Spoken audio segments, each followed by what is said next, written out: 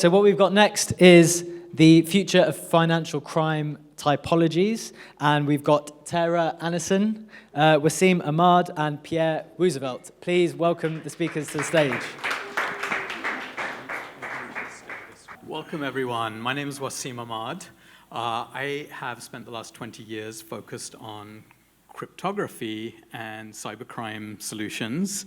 And my new startup, Vault 12, is focused on the long-term storage, protection, backup, and inheritance of crypto and NFTs. And you just heard about the challenges in inheritance from the previous speaker and a speaker this morning.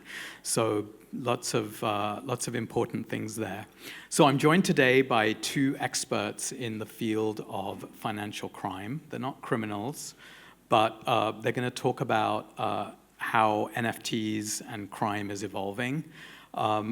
This is Pierre Woozevelt from Gallagher and Tara Annison from Elliptic. So I'll let them introduce themselves, and then we'll get going.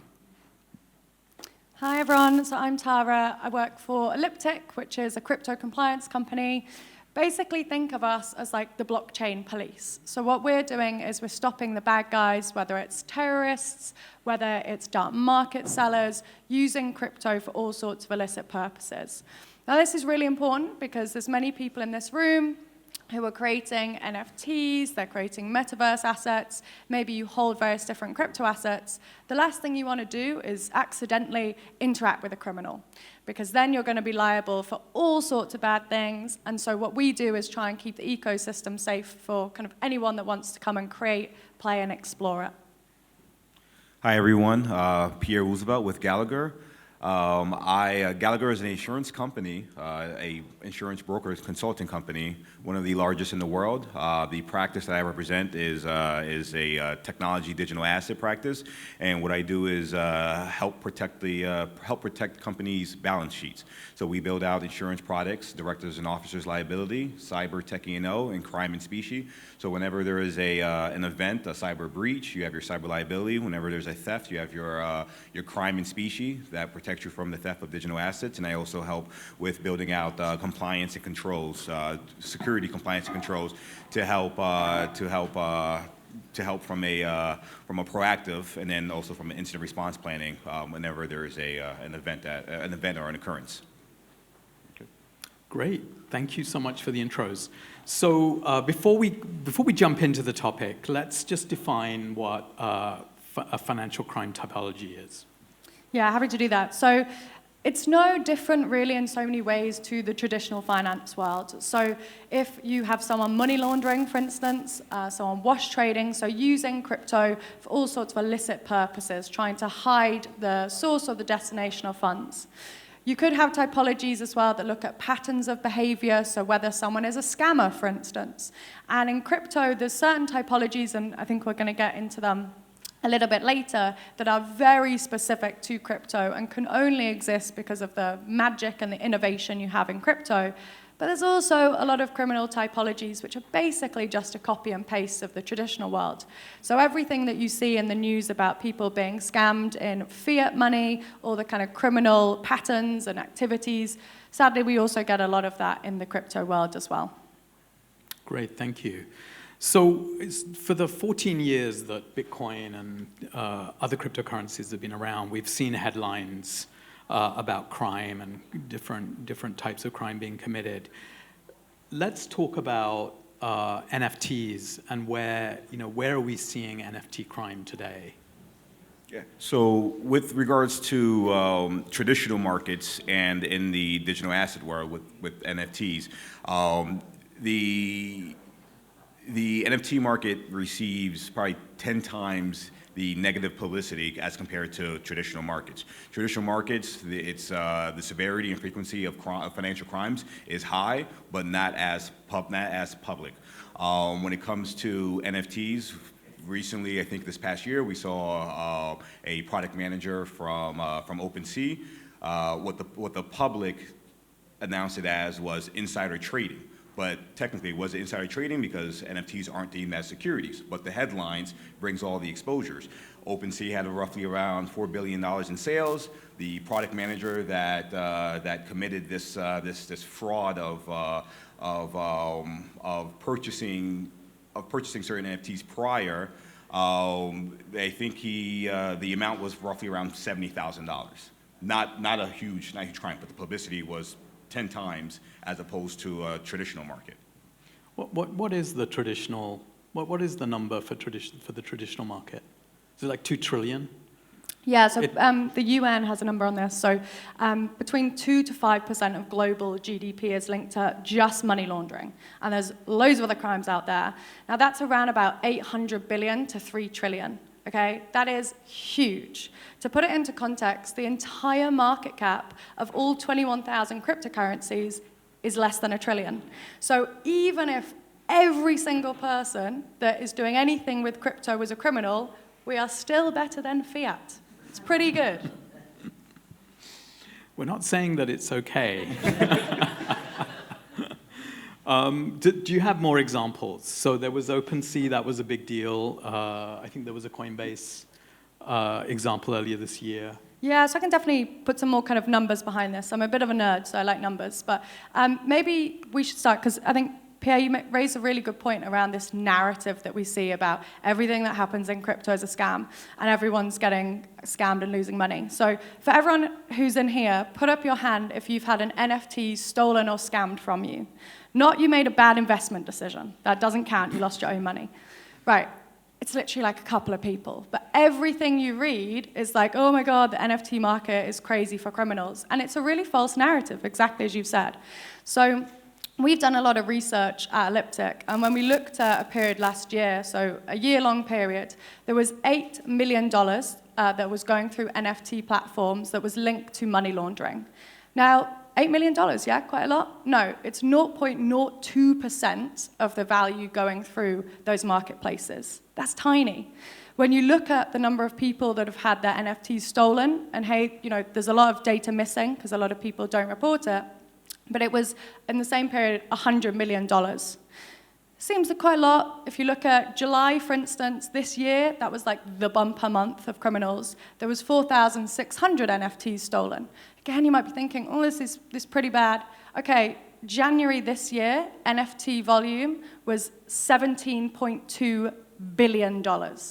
So whilst the numbers seem pretty big, when you put it into context, actually, NFT crime is pretty small. It's going to grow, and I think we'll talk about the future of crime later. But it's really important to put these numbers in context, because when you see 1 million, when you see hundreds of millions, you think, oh my God, this is like an endemic problem. Actually, it's not. A lot of people, and the vast, vast majority of people in the NFT space are doing really cool, creative stuff, and they're not criminals at all. And whilst it may feel like, certainly if you've had an NFT stolen, that it's a huge problem, in a good way, you're in the minority here. I don't know if that gives you any comfort, though. Did you want to add something? Yeah, just to piggyback in regards to negative publicity. On a daily basis, ransomware happens daily. Breaches happen daily. It's not talked about. We have large corporations that experience these breaches, and again, it's not really as public.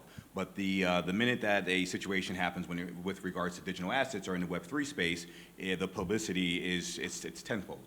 Another example is there was an executive creative artist who's done project with Justin Bieber and very notable in the music scene. He had a breach that took place, and what he was looking for from via OpenSea, he was trying to recoup some royalties that were paid out through OpenSea from an NFT that he sold. And after a couple of hours of reaching out to OpenSea, he was invited into a private Discord. In that private Discord, after a couple of hours, he shared his screen, and they instructed him to access his MetaMask, and they quickly did a screenshot. They had his QR code, and he lost about $500,000. Again, it's a large crime, but compared to traditional markets, the severity level is fairly low. But again, NFTs do get a bad reputation. Web3 gets a bad reputation as well. So maybe one of you could break down some of the different categories of how some of those crimes are committed. So you just described kind of a social engineering style attack, but there's other ways that people are scammed, right? Yes, yes. So obviously there's phishing, social engineering. We see rug pulls. There's Ponzi schemes that are also involved. The airdrops, Trojanized digital art. I'm trying to think what else. Like rug pulls. Yeah. Ponzi schemes. What's a rug pull? A rug pull is when a project is created. You engage a community. You have a lot of investors, a lot of retail that is involved, a lot of money that's raised for this specific project, and once the project reaches a certain milestone, lights out, and you never hear it, the company completely shuts down. And what's kind of crazy is that there's a lot of actors in the space who go and do this multiple times, so they'll kind of copy and paste the typology when they know it's successful. And so there's actors that you can tell on chain who they are that go and do this. And there's one project, and Pierre and I were talking about the other day, called Squid Game. So off the back of the really popular Netflix show, what they did is they created this squid token. They were going to run this like real life Hunger Games, no death, just fun. And they rug pulled everyone. And so loads of people lost loads of money, bit of a nightmare. And then a couple of weeks later, they launched the project again and rugged people twice. So there is like an audacity to some of these scammers where they feel they can kind of get away with anything. And at the moment, that's because there isn't too much kind of prosecution going on, a lot of follow-up going on. But that will change, and we'll start to see people not being able to get away with such kind of brazen activity. And has the Nigerian prince kind of entered into the NFT space? Are we seeing those kinds of email-centric phishing attacks? Not so much on email. So I get people try and scam me a lot. It's enjoyable. And I write a lot of content to try and help educate people the scammers will reach out and be like, I can make you loads of money in cryptocurrency. Do you know what cryptocurrency is? And I'm like, no, what is a Bitcoin? And then they try and scam me, and I write about it to try and help others. And the kind of main typologies that I'm seeing at the moment is in Twitter. So in the DMs of Twitter, what I'm getting a lot of tags is people doing fake airdrops. So they'll pretend they're from a really notable project, like Doodles is like a big one at the moment. I can't move people trying to steal a doodle off me that I don't own, but they're trying to try it. And what they'll do is say, click this link and you'll get this exclusive doodle. And then if you click it, you're going to get your MetaMask swiped. So that's like a really big one at the moment. Discord is like a wild west. So when we looked at the data from last year, about 23% of the social media scams that took place were on Discord. And so much of that is, as Pierre was saying, people pretending to be a help agent. And that's can be really dangerous as well, because what they often do is a double attack. So someone will get scammed, they'll post in one of these groups saying, hey, I just got scammed, someone help me. And then these really bad actors will come in and go, I'll help you. And then they steal from you again when you're at your lowest. So that is a really big typology that we see across social media. Instagram tends to more be not in the NFT space, actually. That's a lot of your classic, I won't give you financial advice. And actually, true to them, they don't give you financial advice. They'll just scam you in other ways. So across the different platforms, you tend to see different typologies there. But yeah, at the moment, the fake airdrops are like flavor of the month on Twitter. Okay, so as with most things, NFTs, the NFT market has evolved, right? So at the beginning, it was the CryptoPunks, and then you got the monkeys in spacesuits, and then people started talking about ticketing and art and some of the more serious utility behind NFTs. Then the market crashed this year, and a lot of that stuff went away. And so the market, in a sense, has kind of matured into more serious areas. At the same time, there's a lot more pieces to NFTs than there are with sort of cryptocurrency. So cryptocurrency, typically you have a seed phrase, you put the cryptocurrency in a wallet, the wallet might be online in an exchange or in the cloud, or it might be with you, or it might be on a kind of completely disconnected space. But with NFTs, you have the wallet, but then you also maybe have the media associated with it. If you're a creator, you have the royalty wallet. You may have inventory. So there's a lot more more things floating around with NFTs. So with the market changing and the number of pieces that we're juggling, what do you think, how do you think financial crime is going to evolve in the kind of the next few years? So not to be doom and gloomy, but there'll be more crime. Whenever there's money and whenever money grows, the criminals come in. So whatever we see right now, it's going to get worse before it gets better. So kind of brace yourself on that. What we will probably see is people getting a little bit more creative with their criminal enterprises. So at the moment, there's a lot of almost like lazy criminals, copy and pasting really basic typologies like rug pulls. But exactly as you say, when we have more utility, people are going to get more creative in exploiting that utility. I think what we'll probably also start seeing as well, and not to like worry the people walking around with like ape-related merch and stuff, but more physical threats. Like MasterCard recently put an announcement out saying you can now put your NFT on your debit card. Oh my God, that is just so dangerous. If you own an NFT that's worth tens of thousands, millions of dollars, why the hell would you put it on something that's like, hey, look how much money I have? Like, that is really dangerous. If I was a criminal, I'm just going to sit outside of one of those Bored Ape meetups and just see who goes in. And then later on, I might try and kidnap them. So I think, I won't do this, I'm not a criminal, but, top tips if you are in the room. And so I think we'll see more kind of physical threats to people. We'll see more compromises on platforms like borrowing and lending. These things are really innovative, but they're not as well battle-tested. And so we'll see the criminals try and use slightly more sophisticated techniques, different avenues to exploit. I think we'll definitely see a continuation, but a ramping up of people using impersonation scams. But getting more creative, like going in the metaverse and doing a 3D impersonation scam using an avatar that looks like, say, a project founder, or they'll put on their Coinbase t-shirt wearable and pretend they're actually a support officer. So all of these things will just make it harder and harder as the newbie coming into the space to figure out the red flags. So Pierre, you're on the insurance side. Yes. So can you talk about the same thing from that perspective? And also, I was wondering if you could sort of clarify, when you talk about sort of insurance and compliance and those kinds of things, are you talking about like retail investors? Are you talking about companies?